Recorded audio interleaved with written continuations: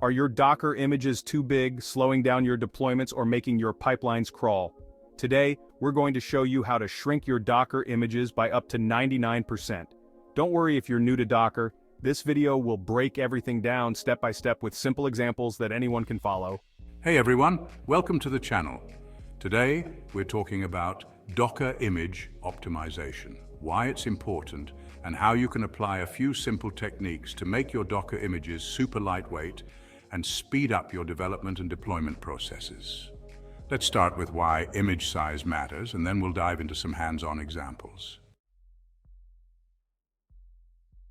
When your Docker images are too large, it causes slow deployments, long pull times, and sluggish container startup.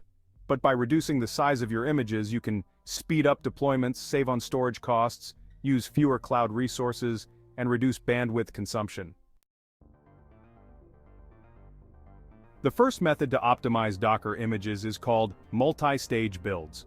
This is perfect for projects where you need to build your app with lots of tools, but don't want those tools in your final image. Example, node.js multi-stage build. In this example, we're using two stages. The first stage, called Builder, has everything we need to build the app.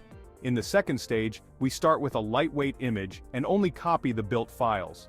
This way, our final image only contains the minimum necessary to run the app. Next up is choosing the right base image. Some base images come with a lot of unnecessary stuff which can bloat your Docker image. Instead, use minimal base images like Alpine Linux or Distroless. Example, Python with Alpine Linux. Here, instead of using the full Python latest image, we use Python Alpine, which is a super lightweight version of Python with just what we need. This reduces the image size drastically. Step 3. Layer optimization. In Docker, every instruction you write in your Docker file creates a new layer. The more layers, the bigger your image can get. But if you combine commands and clean up unnecessary files within the same layer, you can optimize it. For example, combine run commands and clean up files. In this example, we install a package, and then immediately clean up the temporary files within the same layer. This prevents extra data from being saved in separate layers, keeping the image size smaller. Step 4. Include only what you need. A common mistake is including unnecessary files in your Docker image. For example, your app's test files, documentation, or node modules that are only needed for development. By using a .dockerignore file, you can exclude files from your image that aren't needed for production. This is just like gitignore, but for Docker. It's a simple way to keep your images clean and slim. Step 5. Compression and layer deduplication. Finally, you can further shrink your images using compression techniques like Docker Squash, or by flattening and deduplicating layers. This makes sure that identical files across layers are only stored once. These advanced techniques can squeeze out the last bits of extra space, making your image even leaner.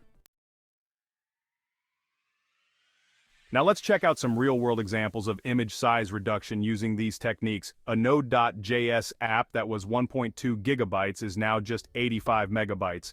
A Java app that was 800 megabytes is now only 120 megabytes. A Python service that was 950 megabytes is now just 75 megabytes. So how do you start? First, audit your current Docker images. Look at what's inside, identify unnecessary layers, and see where you can apply these optimizations. Then, use the techniques we covered today: multi-stage builds, minimal base images, layer optimization, Dockerignore for cleanup, and compression techniques. That's it for today's Docker optimization guide. Start implementing these techniques and watch your Docker images shrink, and your deployments speed up. If this helped, give it a thumbs up, subscribe, and drop a comment if you have any questions. See you in the next one.